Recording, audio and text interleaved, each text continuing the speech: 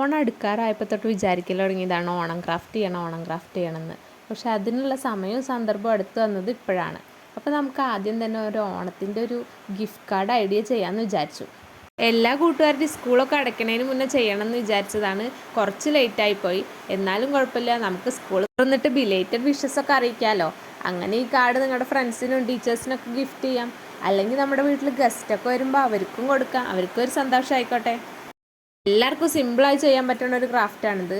പക്ഷെ ക്ലേ കയ്യിൽ വേണമെന്നേ ഉള്ളൂ. ക്ലേ ഇല്ലെങ്കിൽ കുഴപ്പമില്ല, നിങ്ങൾക്ക് എന്തെങ്കിലും ചിത്രം വരച്ചു കൊടുക്കുക, പെയിൻ്റ് അടിച്ചു കൊടുക്കുക, അങ്ങനെ എന്തെങ്കിലുമൊക്കെ ചെയ്തിട്ട് ഇതിൻ്റെ ഉള്ളിൽ ഫില്ല് ചെയ്യാം. അല്ലെങ്കിൽ വല്ല കോട്ട്സ് എഴുതിയാലും മതി. ഓണത്തിന് മാവേലിനെയൊക്കെ പത്രത്തിൽ നിന്നൊക്കെ കിട്ടുമല്ലോ, അത് കട്ട് ചെയ്ത് ഒട്ടിച്ചാലും മതി. അങ്ങനെ എന്ത് വേണമെങ്കിൽ ഐഡിയ യൂസ് ചെയ്തിട്ട് നമുക്ക് ഈ ഗിഫ്റ്റ് കാർഡ് ചെയ്തെടുക്കാം. ഞാനിവിടെ എൻ്റെ കയ്യിൽ ഫോം ക്ലേ ഉള്ളതുകൊണ്ട് അതുകൊണ്ടാണ് പൂക്കളം വരച്ചിട്ട് അതിൽ ഡിസൈൻ ചെയ്യണത്.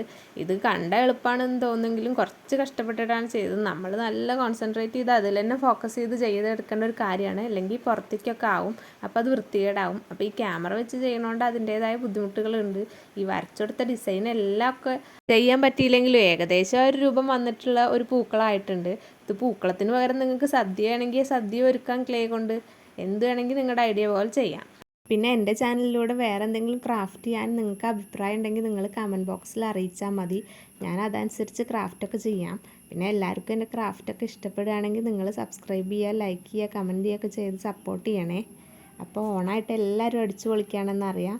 അപ്പോൾ എല്ലാവർക്കും അഡ്വാൻസ് ഹാപ്പി ഓണം.